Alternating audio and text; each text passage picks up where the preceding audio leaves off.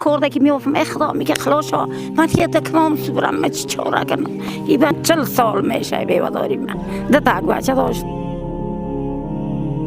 مشکلات خیلی زیاد میباشه. بیشتر از خود مادر میپرسیم. مادر جان مشکلات چی است؟ مشکلات این میست که ما علمی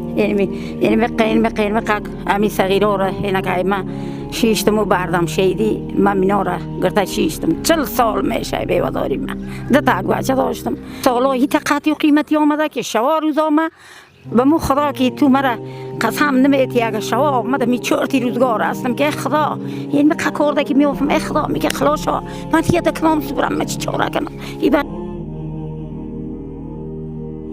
نه این می داده چرت و ایلا میمونم شوا روزا این می دست دامه حلا را گرفتم خدا گلوش کافه داده تو برسانی من هیچ چاره ندارم. من یک بنده یک نگارت هستم.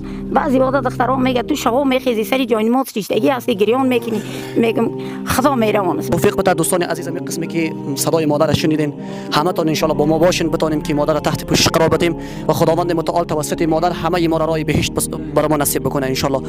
خب دوستان عزیز دیگه این مقدار کم به شما دفعتاً کمی ما و کلان شما در قدم های بعد انشالله ما با شما هستیم. اول خدا دین رایش ما رسایل هستیم فهمیدی با خدا که امیدوار هستیم دیگه که این میشه که میتواد کدام آمده دیگه میتا بیایی دادانی درم دم تو کمک و چیت برسه.